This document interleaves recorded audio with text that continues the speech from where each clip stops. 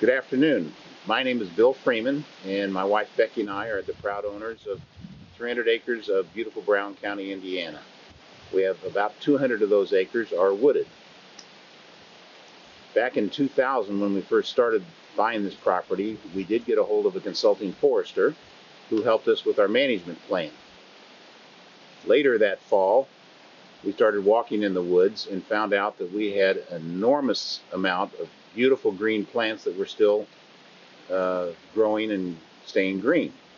However, when we were informed that those were invasive plants invading our property, we were directed towards the Brown County Native Woodland project that was just starting up.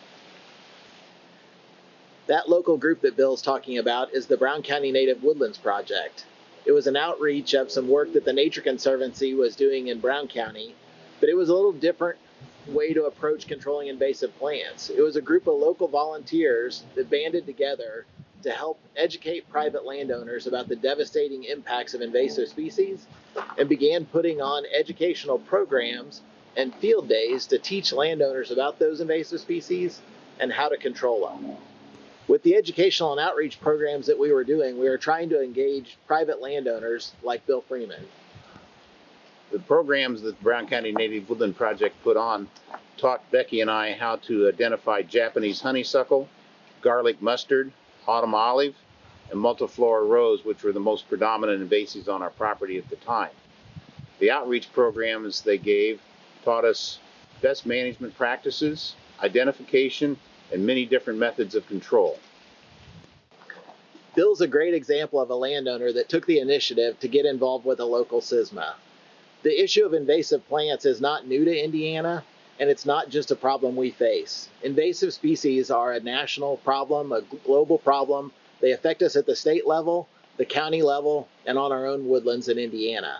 The best way for landowners to get involved is to seek out their local SISMA, to see if there's a way they can learn more about invasive species, help other people learn about them, how to control them, and then get involved and spread that message to your neighbors, your friends, and other people in your county.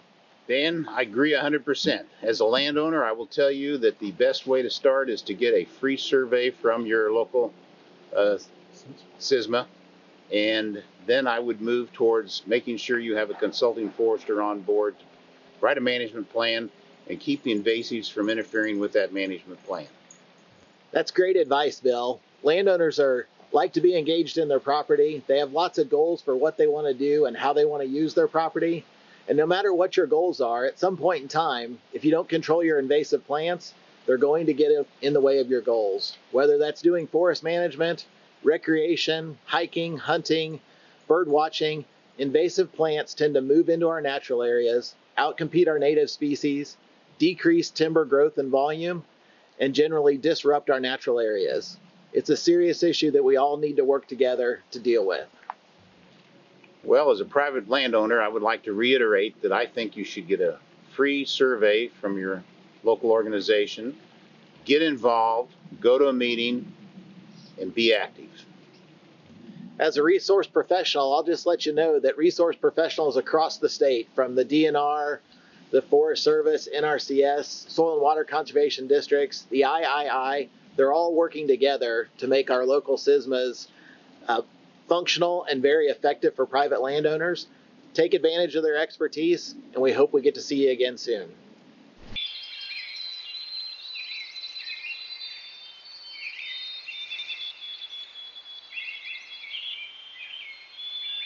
I think we're done. Yep. Are we done?